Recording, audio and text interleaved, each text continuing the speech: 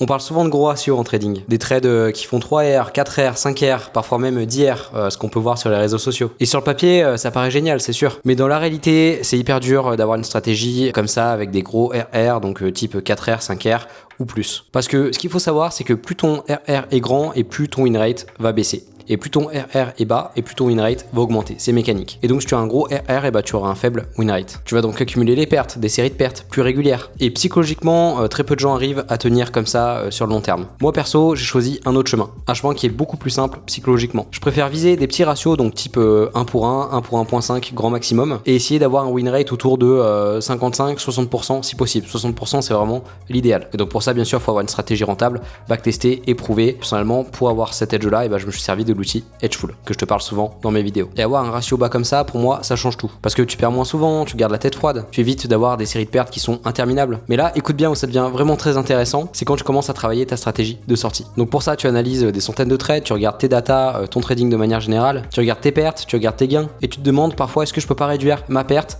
avant que le trade touche le stop loss. Alors oui, parfois tu vas forcément couper un trade et il va se retourner et aller au TP, mais si tu as bien backtesté ta stratégie de sortie, tu verras que ces cas-là seront beaucoup moins nombreux que les trades où tu réduis ta perte. Et c'est là où ta rentabilité explose. Parce que au lieu d'avoir moins AR en perte moyenne, donc sans couper tes pertes, et bah tu commences à avoir des pertes moyennes autour de moins 0,7, moins 0,6, voire moins 0,5 sur le long terme, tout en ayant un ratio de 1 ou 1,5. Et du coup, sans trop sacrifier ton win rate, parce que justement, avec ta stratégie à faible ratio, et bah, tu as identifié tes trades gagnants, tes trades perdants.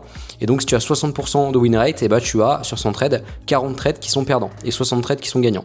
Et justement, sur les 40 trades, et bah, tu as identifié des patterns qui se répètent et qui te dit, bah voilà, quand il arrive XXX sur mon graphique, et bah j'ai beaucoup plus de chances, tu peux faire des statistiques d'ailleurs à ce sujet, d'avoir un trade perdant. Et donc à ce moment-là, c'est intéressant de te poser la question, est-ce que je peux couper ma perte avant le stop loss? Et donc c'est ultra puissant, parce que tu gardes à peu près le même win rate, tout en baissant du coup ta perte moyenne, en passant de moins R à moins 0,6 R. Et donc ta rentabilité, elle explose mécaniquement. Et pour moi, c'est vraiment une des clés principales de ma réussite. D'ailleurs, pour la référence, il y a un youtubeur qui m'a beaucoup inspiré sur ça, c'est tout simplement le youtubeur CSZ Trading. Je pense que vous savez qui c'est, parce qu'il a quand même une grosse audience sur YouTube et sur Instagram. Et c'est en regardant ses publications qui sont de qualité, vraiment je te conseille de regarder, et bah que j'ai appris cette astuce de gestion de risque et qui a tout changé dans mon trading. Et depuis que j'applique ça, j'ai compris un truc très simple. Le trading rentable, c'est pas forcément d'avoir raison sur un trade individuel, c'est de jouer sur les statistiques de ta stratégie et d'essayer de l'optimiser de la meilleure façon sur le long terme. Et quand tu comprends ça, pour moi, tu as fait un grand pas dans ton trading, tu avances tranquillement et tu construis un trading solide, durable et rentable